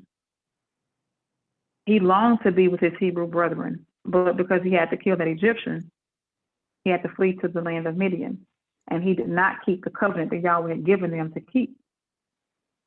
And so Yahweh had to do that. Of course, Yahweh knows his purpose. He wasn't going to kill him for real. I mean, he had to go, do all that. He would have killed him had he not done it, but Yahweh purposed for all that to happen that way. And so he circumcised his son. Same thing with... Wasn't it 2 sons that he had? Moses. Yeah, he had 2. Yes. But it's speaking like only one was circumcised. Is there a reason? He had Gershom, and he probably hadn't had his other son by then. Let me see. Let me look at it because I don't remember right off the top of my head. Let me go back to the 4th chapter.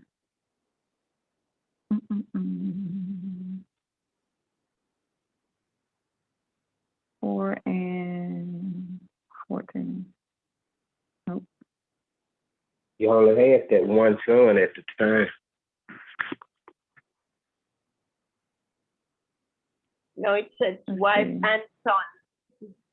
No, he had 2 sons. So, blah, blah, blah.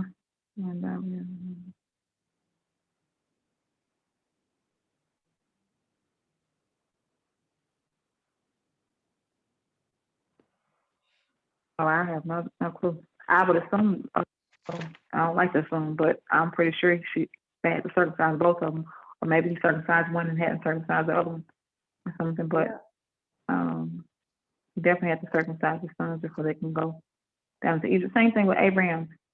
Before he could actually bring forth the promised seed, he had to be circumcised first, because it's talking about cutting away of the flesh or removal of the carnal mind or removal of the flesh, period. So before Moses would actually go down and perform what Yahweh wanted him to perform as far as bringing his children out of Egypt, then he had to actually obey the covenant that Yahweh had given unto them. And of course, the husband demanding blood. So that was another reason why Abel's sacrifice was accepted and Cain's wasn't. Abel offered up blood and Cain did not. I have one more question. Before Moses went down there and revealed their name to him, did they know him as Elohim? Or when they prayed with the Egyptian gods?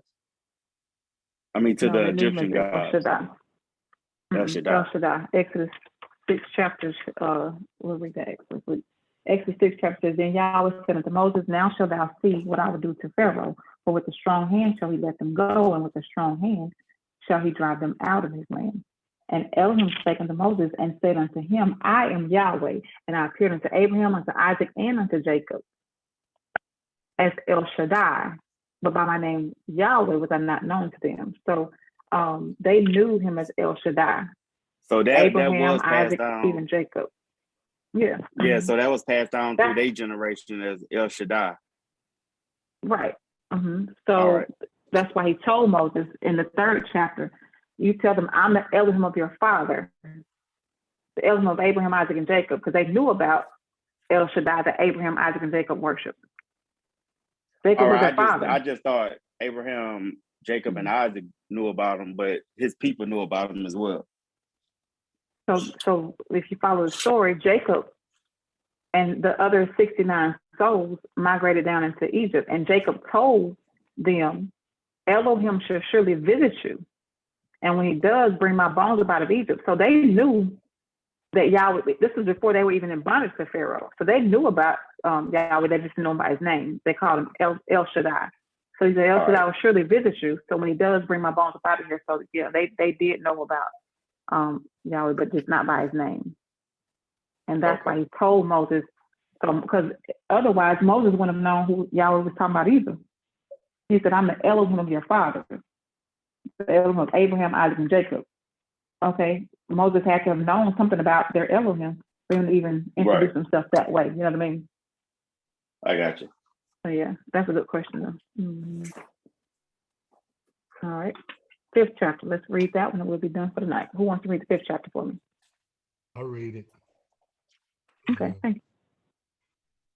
And after Moses and Aaron went in and told Pharaoh, thus says Yahweh Elohim, let my people go, that they may hold a feast unto me in the wilderness. And Pharaoh said, who is Yahweh, that I should obey his voice to let Israel go? I know not Yahweh, neither will I let Israel go. And they said, the Elohim of the Hebrews has met with us. Let us go, we pray thee, 3 days journey into the desert, and sacrifice unto Yahweh our Elohim, lest he fall upon us with pestilence or with the sword. And the king of Egypt said unto them, wherefore do ye, Moses and Aaron, let the people from their works get you unto your burdens? And Pharaoh said, behold, the people of the land now are many, and make them, I'm sorry about that, I couldn't. Verse 5, it says, and make them are many, and it make them rest from their burdens. And Pharaoh commanded the same day the taskmasters of the people and their officers, saying, ye shall no more give the people straw to make bricks, as heretofore. Let them go and gather straw for themselves, and the tail of the bricks, which they did make herefore, ye shall lay upon them, you shall not diminish aught thereof, for they be idle.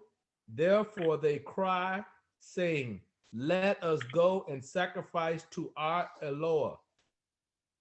Let there more work be laid upon the men, that they may labor therein, and let them not regard vain words. And the taskmasters of the people went out, and their officers, and they spake to the people, saying, thus says Pharaoh, I will not give you straw. Go, you, get you straw where you can find it, and not aught of your work shall be diminished. So the people were scattered abroad throughout all the land of Egypt to gather stubble instead of straw. And the taskmaster hastened them, saying, fulfill your work, your daily task, as when there was straw. Verse 14, and the officers of the children of Israel, which Pharaoh's taskmaster had set over them, were beaten and demanded, wherefore have ye not fulfilled your task in making brick, both yesterday and today as heretofore? Then the officers of the children of Israel came and cried unto Pharaoh, saying, wherefore dealest thou thus with thy servant? There is no straw given unto thy servant. And they say to us, make brick.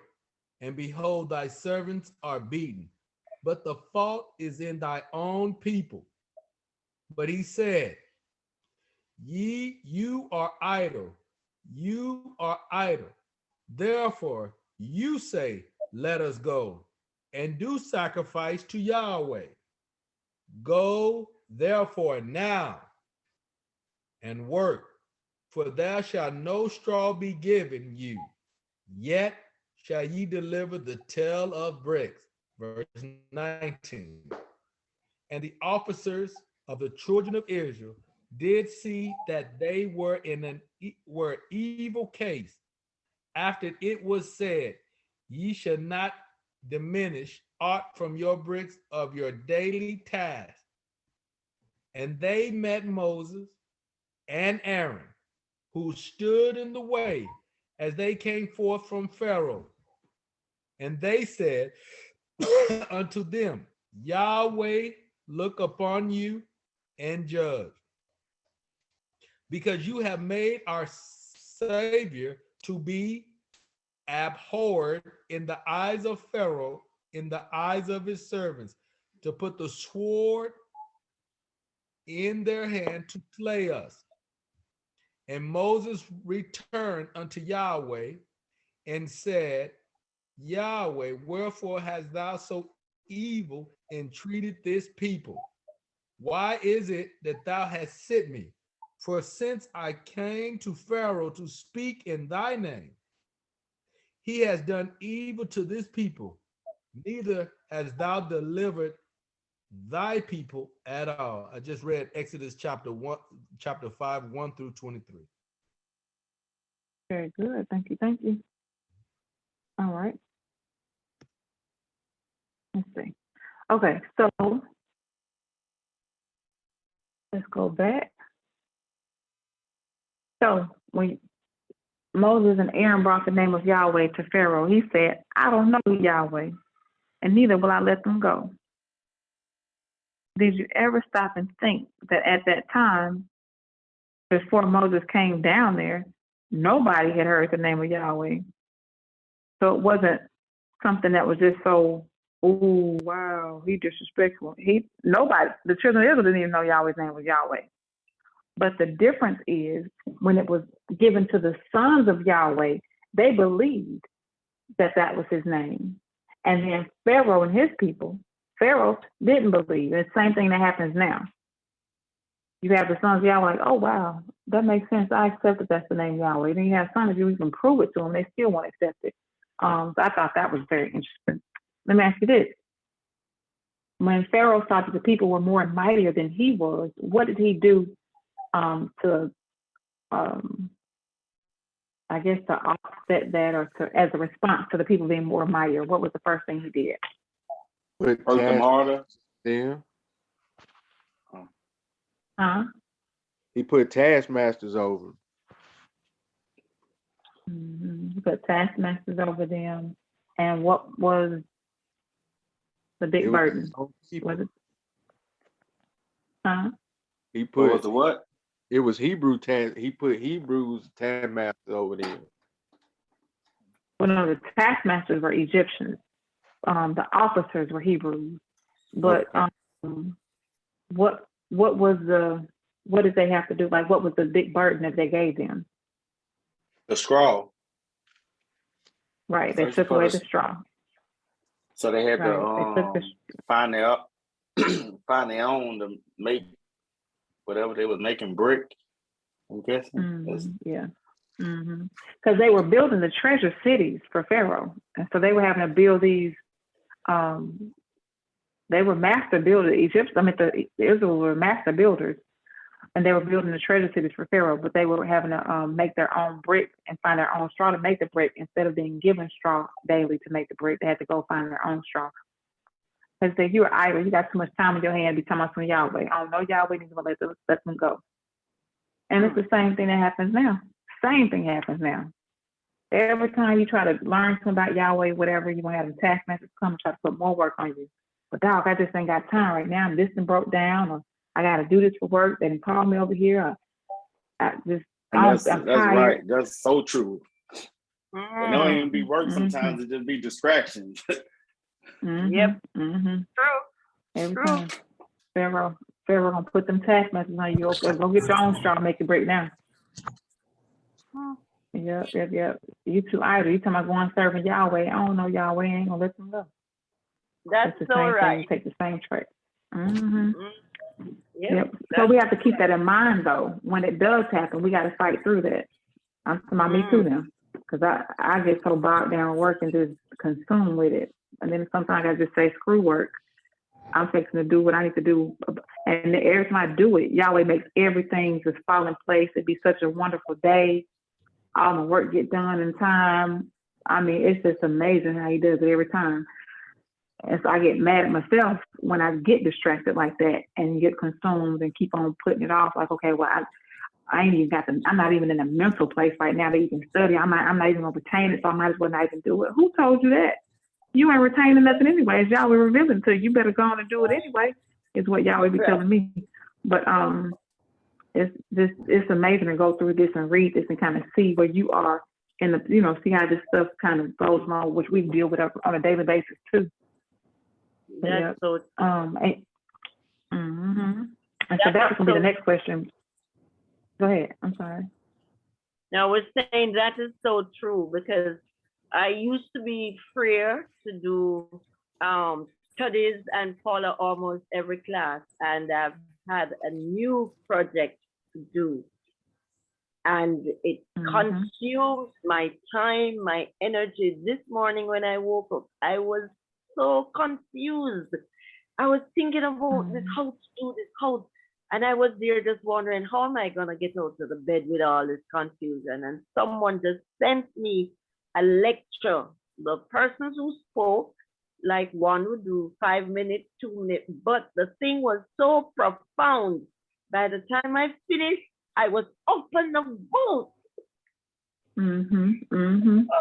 He just delivered me this morning. Yahweh really delivered me. Yes. It's like medicine. I'm telling you, to heal you. It'll heal whatever it is you're going through, mentally or physically. He's able. And like you say, he talks to you. Because I was on my way home from the gym, and I got the Zoom alert, and the opposition talking to me, well, you don't even know what they on, or you can't even catch up, just catch it another time. And some just said, just listen then. Just listen. By the time I got home, I'm looking at the Bible trying to look up questions. I'm in the Bible trying to look up questions. So good. Very good. You gotta It's all about being obedient. That's right. It's about being obedient within yourself, though. Because sometimes we could try to take these verses out the Bible and think we're being obedient to Yahweh. Well, Yahweh said I'm supposed to do this. No, but he tell you specifically, though. That's what you need to be paying attention to. Just like that prophet, where he said that told him don't drink no water, no eat no food when you go in there. Just go to that city, tell them what I told you, tell them and get on out of there. And so then when the old prophet came and said, well, I'm a prophet of Yahweh too, and the angel said that you can come to my house and eat. All he did was eat bread and drink water. He didn't even eat no steak. He didn't even eat a lamb. He ate bread and drank some water, and he was killed because of his disobedience. And so it's what Yahweh's telling you specifically. And you know, all day long you can say all the time, well, this scripture said I'm supposed to do this, and who was the scripture talking to though? What did Yahweh tell you? It ain't about what an angel said or what a scripture said to you. It's about what Yahweh tells you specifically in your own voice. That's what you need to be obeying. And that I'm telling you, when he tells you get your tail up and pick that book up and read it, or listen to this lecture, or get on the class, or whatever, you better do it. I'm telling you, because we always make it. We always get these excuses. I'm so tired. I'm gonna look it up. Let me write down. Look it up tomorrow. I can't. I gotta wake up early. I know I ain't gonna have time or whatever. I'm just gonna go to sleep anyway. You better do it. Yahweh's able, because you're being tested when he does that. How do you really want it or not? Now, if we was beefing with somebody said some erroneous doctrine and we're trying to battle with them, we'll get up and go through that book quickly. But when it's time to try to show somebody else something, show them how they're wrong, but now it's time for us to just get it for ourselves, we put that off sometimes. We quick go cook something for somebody else so they can tell us our food tastes good. But then, we're going to cook for ourselves, though. No, we're just going to go out to eat. I ain't got time to cook it for myself. I'm just going to go out to eat. I just get something quick.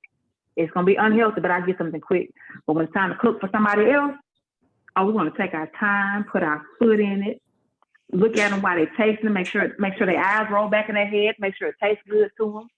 Same thing we do with the gospel. We're going to try to study and learn and try to tell somebody something else about it so they could, see. We got to stop all that. We got to start eating too. And I had it bad.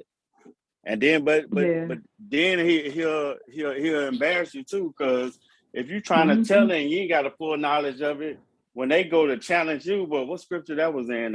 How you know this? You got to go back and say, well, I'm gonna get back with you and all of this, and that gets frustrating. So you have to learn it for yourself. That's right. It got to be a part of you.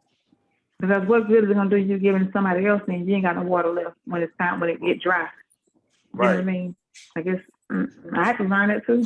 You know, especially it could be so deceiving, you know, calling myself, and I know I'm not teaching anything, but the different classes that I have, of course, I have to, you know, study to try to, you know, do different lessons or whatever, stuff like that. Y'all always say, girl, you ain't teaching nobody nothing. I don't prepare nothing. I don't be knowing what we're going to do when we get ready to do it until y'all know. To be honest with you, I had to sit down and stop that because y'all had to look, you better sit down somewhere now. I'm going to embarrass you. You better sit down because you ain't showing nobody nothing. You don't be having nobody looking at you. Okay, Yahweh, I don't want nobody looking at me. Let me sit down then. Let me eat. Because it's easy to get sucked in and we think that we're doing righteous. We think we're being noble because we're studying, we reading, the intent, it's about the intent. Because Nathan, Dathan, and Korah said the exact same thing that Ruel said. You take too much upon yourself, Moses. Now, when Nathan, Dathan, and Korah said that their intentions were on something else, you take too much upon yourself, Moses, and the whole congregation holy. Yahweh didn't come just to you. But then Moses' father-in-law said the same thing. Moses, you take too much upon yourself now. You're going to kill yourself. You need to break these people down into thousands and hundreds or whatever. And it was easily accepted because his intentions were for Moses' well-being and not against him. So even though it looked like what we're doing is righteous, we learn it because I'm trying to help the brethren out. So I got to study and read so I can help the brethren out, so I can tell them, so I can show them that they looking at it wrong or they doing it this way. You better sit down somewhere. You ain't never been able to tell nobody nothing. You better go on with them good intentions. Peter had good intentions too. When Yahshua said, I must go and die and be buried and things like that, Peter's good intentions got in the way and said, not so, Messiah. That shall not happen to you. I'm going to protect my Messiah. It looked like that was good intentions, but what did Messiah say to him? Get thee behind me, Satan. You are an offense to me. And so those good intentions got to go somewhere. Yahweh says to study to show yourself approved as a workman, not to show somebody else. And so he'll use you to speak to others and things like that, but the intentions behind you studying and all that should not be to tell somebody else something. It should be for you to get it for yourself because you really want to know your Father as he really is and actually exists. That should be the real intention. Spirit and truth. That's right. That's right. That's right. And so I'm fussing at myself too then when I'm saying that. But anyway, I enjoyed class tonight. So next time we come together, we'll start in the 6th chapter of Exodus and keep going. And we'll, kind of break these different things down and stuff like that. Try to take our time because it's easy to say, okay, everybody, y'all read these 3-4 chapters and we'll do questions on them. Some people get a chance to read them, some people don't. Sometimes the questions are kind of trivial or whatever, and I feel like we're not really, everybody's not getting something out of it all the time. So I think it'd be better just to take our time and go, the way we're doing it right now is what I'm looking at right now. So I think it'd be better just kind of break these things down and we kind of read them together and go through it this way. We got all eternity. We good. We ain't got to I like the method how y'all dissecting each chapter. Yeah, I like it too. I'm getting a lot out of it when we read it. And I appreciate y'all helping me read too and participating and trying to get, answer these questions and stuff and digging in to really get it. I love it. So very good. Okay. Any questions or comments before we conclude for tonight? Carla, could you, I know I've had it before, but could you send me again to my email that that breakdown that Dr. Allen them did of the that we just read? Can you send it to me again? Of course. Yes, ma'am. I like to see it. I sure will. I like to see it myself and read it slower. Yeah, absolutely. May I have? If you, May I have it too? Please, yes. Send me your email address and I'll send it to you. Do you have my cell phone number? I think so. Yes. Okay. Text me your email address and I'll email it to you when we get through the Zoom. And if anybody else wants it, you can just text me or email me, whatever, and I'll send it to you. All right. I know I have it, but I have, you don't even want to see what I have up here. But I have so many of them. I thought I had stuck it in a place where I could find it and I couldn't find it tonight. So if you would just resend it to me.